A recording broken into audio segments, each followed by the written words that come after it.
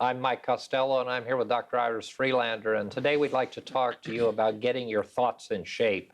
It seems like most of us don't have a problem getting our bodies in shape, getting our finances in shape, getting our homes and gardens in shape, but getting our thoughts in shape, now that's something that many of us don't think much about. Well, we often don't think about it, and when we don't think about it, then we go off on wild tangents. But it's easy to keep our thoughts in shape and get them there and keep them there if we keep our consciousness high. And that's a, a weird phrase, keeping our consciousness high. But there is a big difference. If we allow ourselves to be despondent, and we can change that pattern if we wish. We can change any pattern we wish. And very often we will go not through life, hopefully, but for long periods of time when we're not thinking from the highest aspect of our being. When we do, we're much happier. When we don't, we're not. And then the fundamental teaching of New Thought is that thoughts are things. And so often, I think, we think of thoughts as these intangible, this process that's happening in our head that doesn't have much to do with our life, but it has everything to do with our life, doesn't it, Iris? And of course, the thoughts that we think create the things in our life, and I'm not thinking now necessarily about the material things, although there is a whole school of thought and a lot of people in New Thought who teach prosperity teaching in terms of abundance and prosperity from a material standpoint, and it works. Those principles work, but we don't spend a lot of time on that because we see, and I personally have a feeling that those principles do indeed work. And if we teach those principles before people understand the foundation teachings of the creative power of mind, then very often people go right to the material and they miss all of the wonderful things that can be created in our minds in terms of peace of mind and positive thought and supportive process that we can have for other people, and just a myriad of things that can create a more positive, affirmative, happier, more joyful lives for ourselves. And we can be in shape in our thinking rather than simply being bloated with a lot of material things. Yes, and we can be positively expectant instead of negatively expectant, and there's a whole difference there.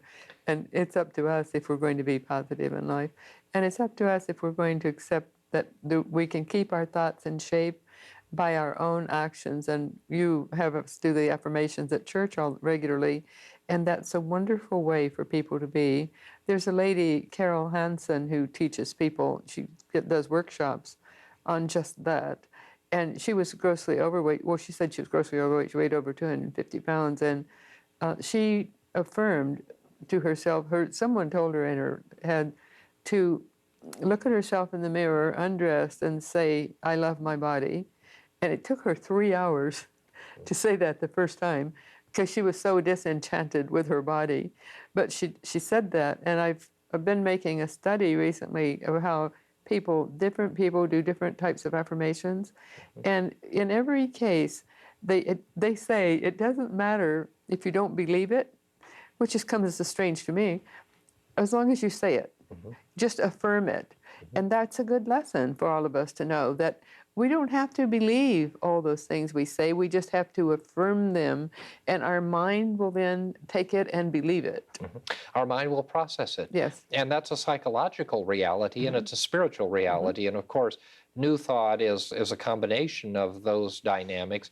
And what happens in the use of affirmations, and the reason that I use them so widely in all aspects of my life, and I use them in business, I use them in my personal life, I use them in relationships, I use them in spiritual circles, is because the premise behind affirmative thinking, positive affirmative thinking, or the use of affirmations, is to recondition the subconscious mind. Now, there's a whole school of people who believe that the subconscious mind can't be reschooled. But in fact, we know that the subconscious mind is constantly, it's like a sponge. It's absorbing all of the experiences, all of the thoughts, all of the processes through which we go, and all of those things that we're listening to and reading and it's all coming, it's all there, and then it's all pulled back into our conscious mind. And so one of the things that happens with the use of affirmations, and affirmations are simply short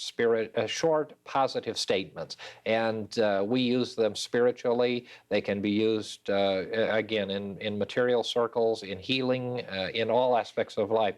But those statements begin to recondition. They exercise the mind, and they exercise the subconscious mind and the conscious mind. And then what happens is our conscious mind begins to respond differently to the external events of life. And so you're absolutely right. And it is tremendously important for people to understand they don't have to believe it. And as a matter of fact, whether we believe it or not, it's a little bit like spiritual laws and even the laws of science. It doesn't require our belief to validate them. They are laws, and those laws operate. And whether or not we are going to understand that the operation of those laws is a natural process and tap into it is a choice that we make. But if we choose to tap into it, we can indeed change our way of thinking, and we can get our thoughts in shape. And we can get our thoughts in shape to make ourselves healthier, wealthier, wiser, more positive. And in all of that, one of the things before we get any further that I really want to stress is that we're not doing this so that we can avoid the difficulties of life. And so often people will come to us and we'll be working with them with affirmations, and they'll say, well, I'm using all these affirmations, but I still have problems. Well, you're going to have problems until the lid closes. And probably after the lid closes, there are going to be some problems. And so it's not to avoid the problems in life, but it's to be able to be more empowered and strengthened and sustained in the process of life. And that manifestation is something that we try to manipulate, and I don't think we need to do that. And that's not a place where I ever want to go in terms of the teaching that we share. Yeah. So. And we grow through those things, and I don't mean we grow, well, we do grow out of them, but we grow through having had those experiences. And we can value that and cherish the fact that, yes, this was a learning experience, regardless of what it is. And you and I and everyone who hears us have had problems in their lives. They've had tragedies in their lives. They've had death of people they love.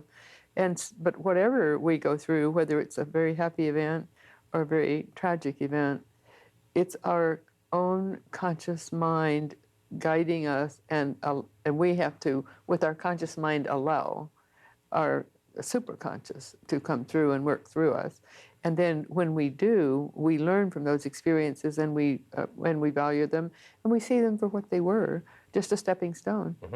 And exercise is the way that we get our physical bodies in shape. Of course, we all need to exercise, and you and I are great supporters of that concept.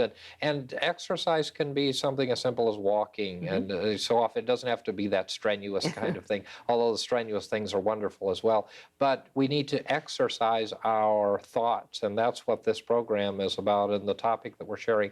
Through exercise, we can actually strengthen our minds and strengthen our life and strengthen our ability to connect with the divine. Now, that doesn't mean that we're ever not connected, but it does mean that sometimes we don't believe that we're connected.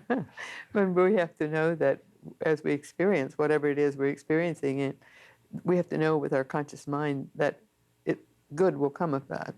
And we will have learned something, or we will have grown through something.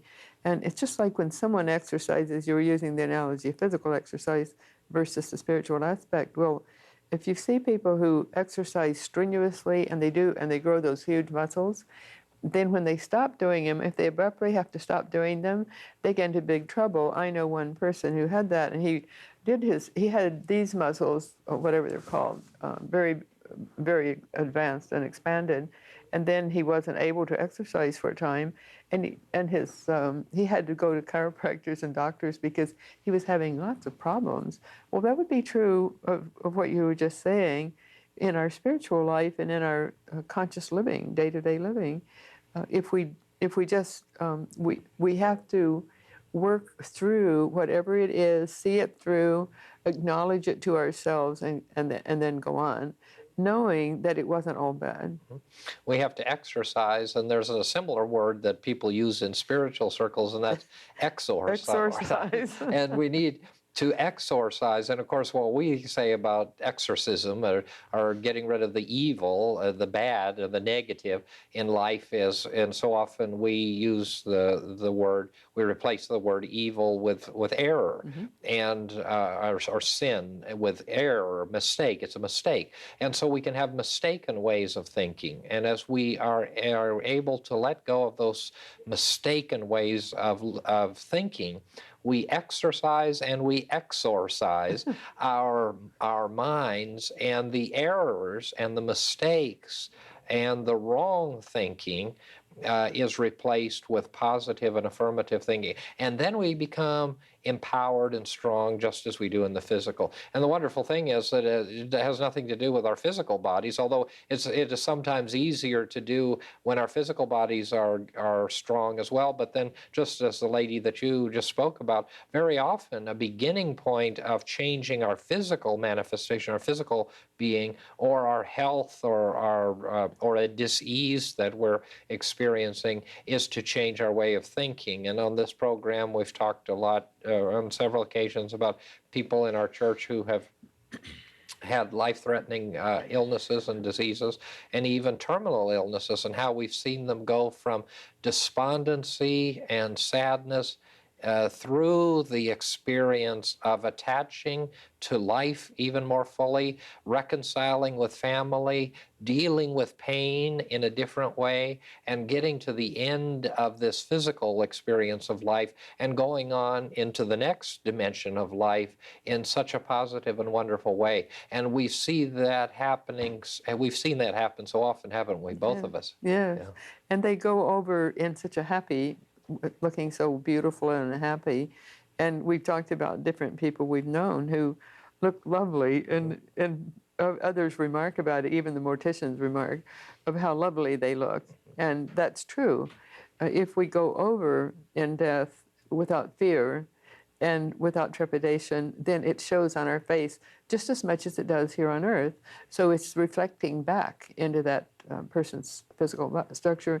And to me, that's such a very wonderful thing, because it shows that what we teach is really true, that we're greeted as we go over in death by those on the inner planes, the angelic beings and the discarnate beings, and others who are there to help us. And that's the only reason for being there sometimes, just to help us.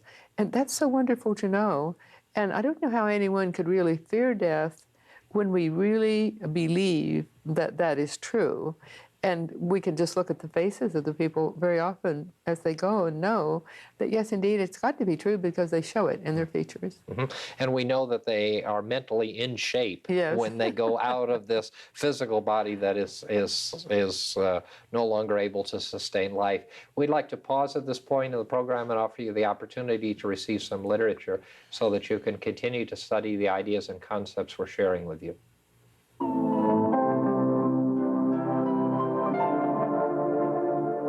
Like to offer you the opportunity to receive one of these free booklets to further your understanding of the new thought message of confident living. Each month we will feature a different booklet, which will be mailed to you free and postage paid. Simply address your request to Confident Living at P.O. Box 7726, Long Beach, California 90807.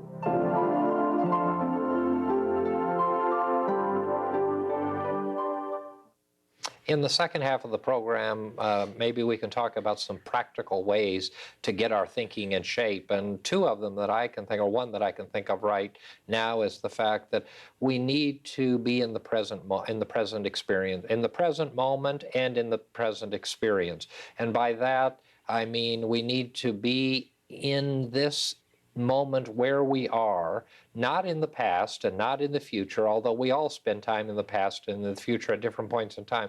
But so often we spend too much time in the past, too much time in the future in our way of thinking and in our thoughts. We need to be in present time. We need to be in the moment, and we need to be willing to acknowledge, and a lot of people have criticized us for this teaching, but especially within New Thought circles, but we need to acknowledge that where we are at this moment is valid, and if we feel the way that we feel, that's the way that we feel.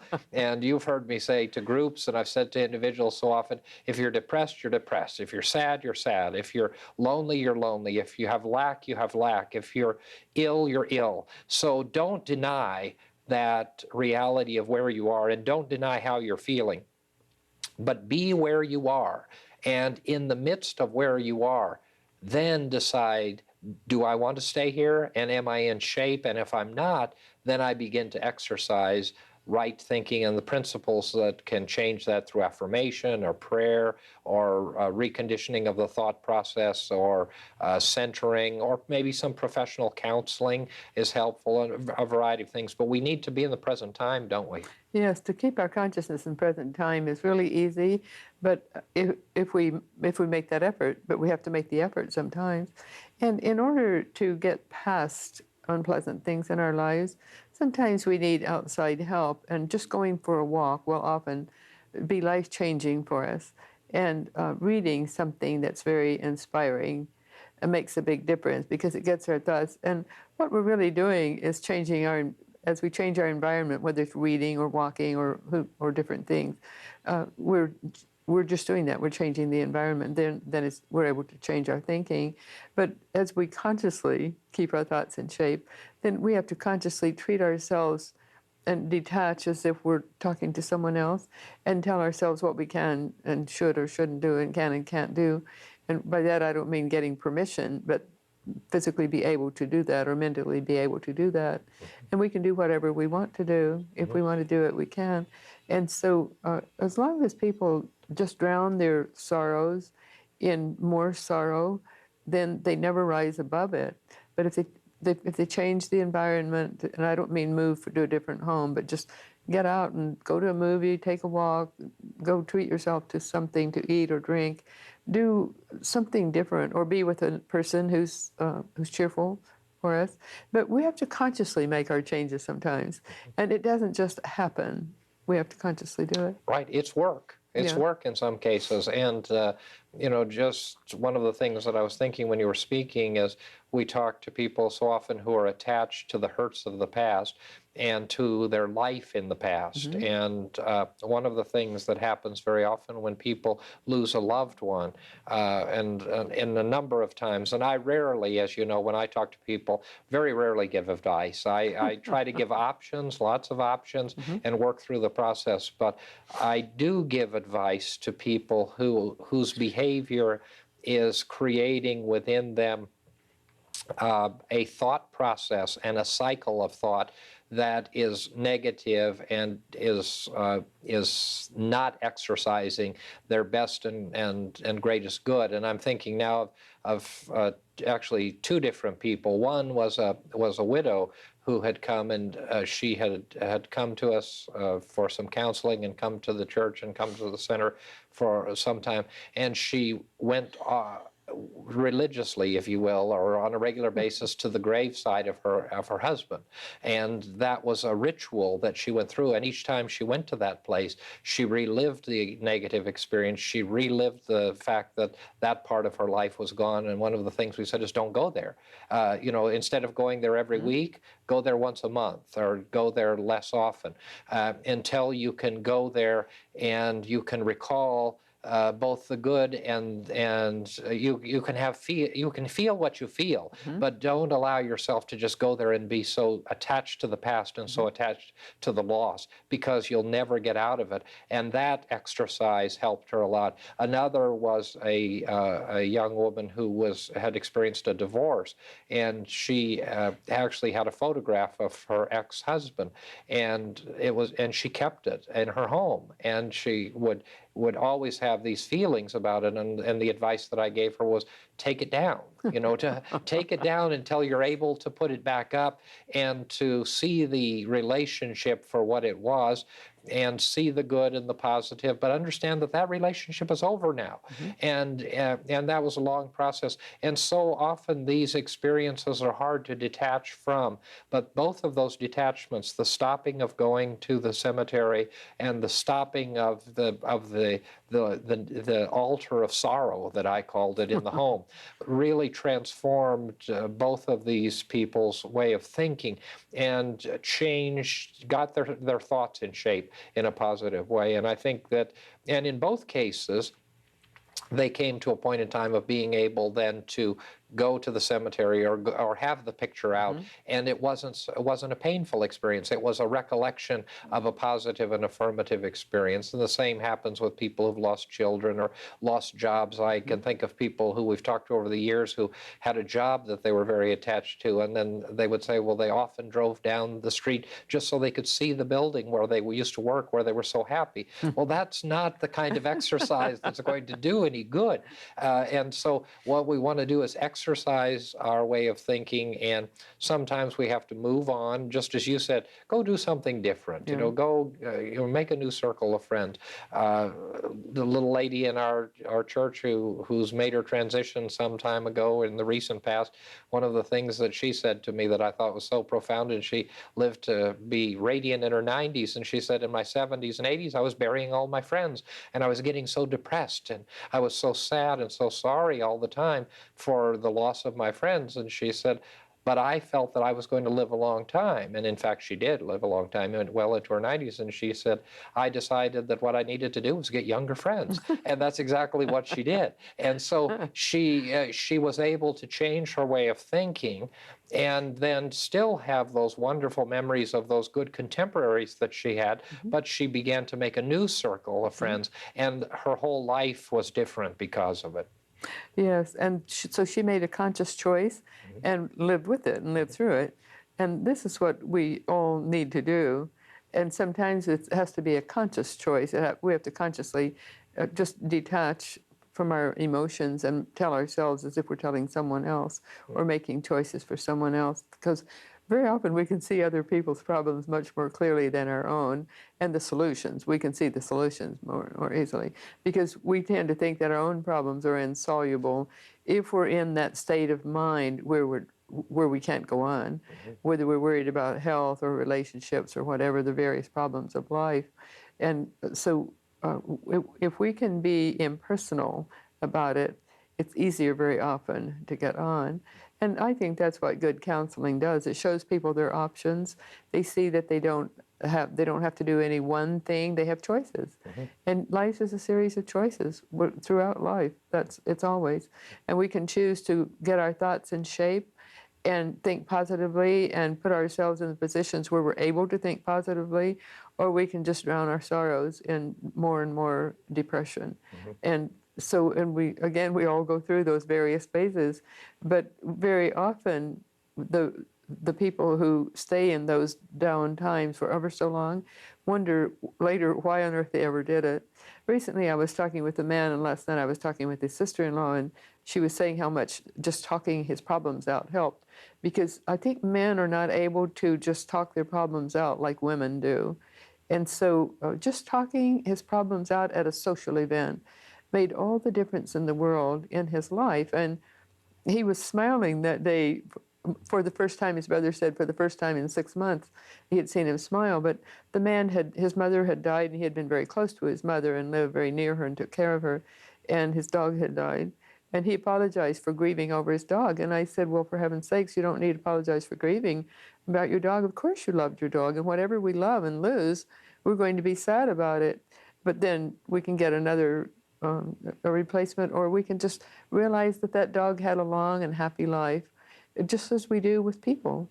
But he had so many different problems that he couldn't come up for air. But we all go through periods like that. Sometimes we have six it's like with a Holmes race stress test. If you have so many really bad things happen, then they show you're in really crisis. And if your score is 300, you better go get help. But different ones of us go through different things, but we all have the same capacity to live from our supraconscious aspect of being, which is our connection with Creator God. And when we're thinking positively and openly, that's exactly what we're doing, whether or not we know that that's what we're doing. But that's a choice we make. Mm-hmm. And this issue of connecting with the presence and power of God, and we spend a lot of time talking about the fact that we're not trying to change or convert anyone's religion or faith tradition, but the principles we talk about are universal and can be applied to any faith. But I think on a spiritual level, very often what happens to people in their negative way of thinking or their out of shape way of thinking is this kind of catch-all about the will of God, that all of these things are the will of God and are the will of the divine or whatever it is we choose to call God. And I think we need to understand and realize that the will of God does not change, first of all. The will of God isn't one way one day and different the next day. The will of God is constant and never changing, and it is always for our greatest and highest and best good. And the love of God enfolds us and encircles us always. So when negative experiences happen, it is not the will of God, nor is it something that God has permitted to happen. It is something that has happened to us in our life. It is an experience that has to do with the reactions that we have as physical beings, but our spiritual nature is always attached to the divine nature of God, and the will of God is always, always, always good. And so I think we need to really reinforce that thought, because very often people are not able to exercise their positive thinking because they say, oh, well, it's just the will of God that I suffer. It's the will of God that I do this or that. Those are the most important words you could ever say, or anyone could ever say, or anyone could ever hear and believe and then implement. Because when we leave our self-responsibility over onto God, then we're not getting on with our own lives and we're not living our lives. We're just being and just mushing along. But when we give our confidence that God is always there for us, undergirding us, helping us, and God is good, God is love, and that's always there for us. Mm-hmm. So that is such a wonderful thing, and that's how we get through our problems, and that's how we get through life, is just to know that in one way or another. And some people might put different words to it, but that's the essential aspect of being, isn't it? Absolutely. And that love and that presence will never, ever abandon us. And nothing that's negative ever has anything to do with that presence or that power. And that's a wonderful time to end the program as we're out of time. And we hope that the information that we've shared with you has been useful, and we look forward to talking with you and seeing you next time.